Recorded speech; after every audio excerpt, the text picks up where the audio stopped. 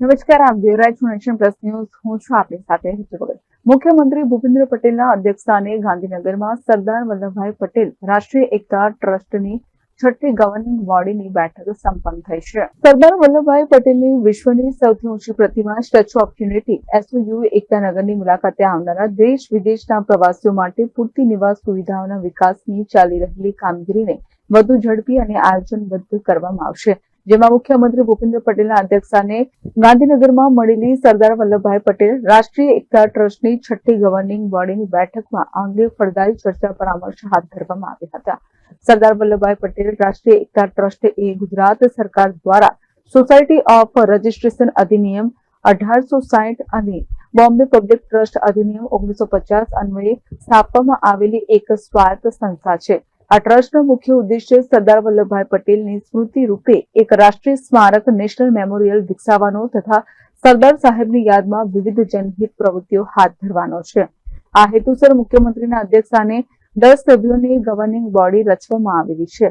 આ બોડીમાં મુખ્ય સચિવ અને સરદાર સરોવર નર્મદા નિગમના અધ્યક્ષ ઉપરાંત નાણાં વિભાગ, શહેરી વિકાસ વિભાગ, વન પર્યાવરણ વિભાગ, મકાન માર્ગ વિભાગ અને સરદાર સરોવર નર્મદા નિગમના એમડી સહિતના વરિષ્ઠ સચિવોનો સમાવેશ કરવામાં આવ્યો છે.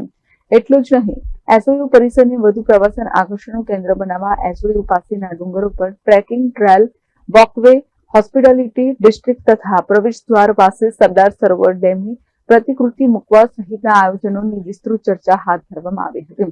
Statue of unity area development and tourism ઓથોરિટીના ચીફ એક્ઝિક્યુટિવ ઓફિસર અમિત અરોરાએ આ ગવર્નિંગ બોડીના બેઠકના કાર્ય એજન્ડાઓ તથા એસઓયુમાં હાથ ધરવામાં આવી રહેલા પ્રવાસન વિકાસ કામો સહિતના વિવિધ કામોની વિસ્તૃત વિગતો બેઠકમાં પ્રસ્તુત કરી હતી. સ્ટેચ્યુ ઓફ યુનિટીના નિભાવ અને જાળવણી માટે આવનારા દિવસોમાં ઇન હાઉસ કેપેસિટી ડેવલપ કરવા માટેનું વ્યવસ્થા તંત્ર ઉભું કરવાની પણ બેઠકમાં વિચારણા થઈ હતી.